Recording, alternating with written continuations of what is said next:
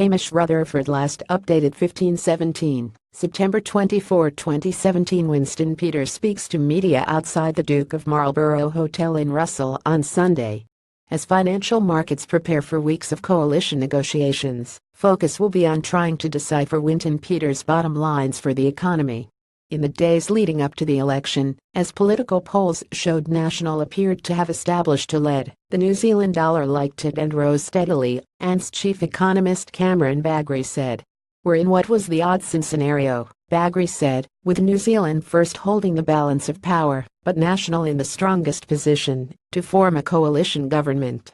ANZ's chief economist Cameron Bagri said markets anticipated National being in the strongest position to form a government with New Zealand First. However, the country faced a period of uncertainty.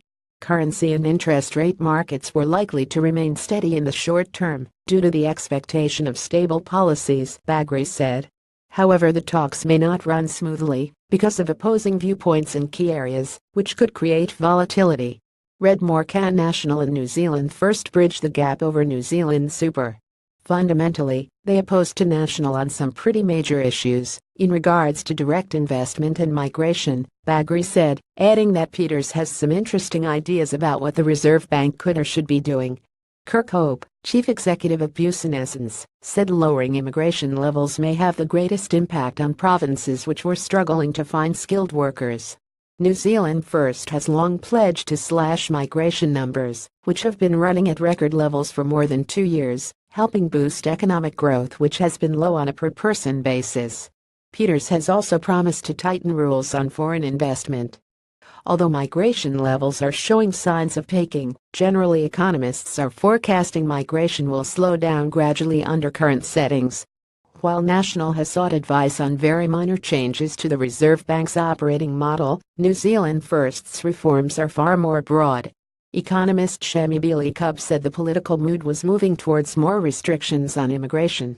Peters has restated his commitment to reforming the Reserve Bank Act in virtually every speech he has given during September.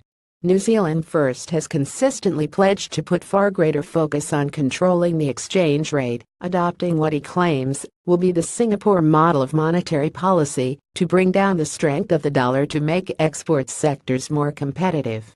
The dollar will be much lower than it is now, Peters told an audience in Taupo in July.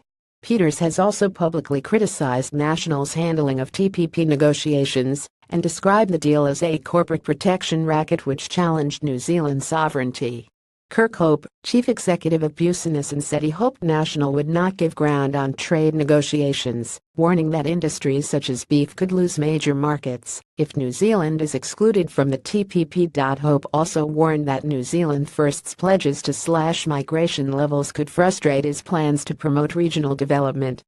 Cutting immigration will probably have a much bigger impact in the regions if they weren't able to access the workforce to, for example, build infrastructure that some regions are calling out for, including Northland. Economist Shami Billy-Cub questioned whether Peters would make issues such as trade negotiations a bottom line, predicting his focus would be far more domestic. The pledge to reduce immigration may not find immovable opposition in coalition talks. By and large, political parties across the spectrum have been in favor of tightening immigration policy, Cub said, with even National making small steps to increase skills requirements, despite opposition from some in the business community. "I think the pendulum has swung on immigration. The question is just how far it will go." But Cub said as skills shortages became more acute, it was clear that immigration was helping maintain New Zealand's economic growth. If that source of workers is taken away from them, a lot of businesses are really going to struggle. Stuff.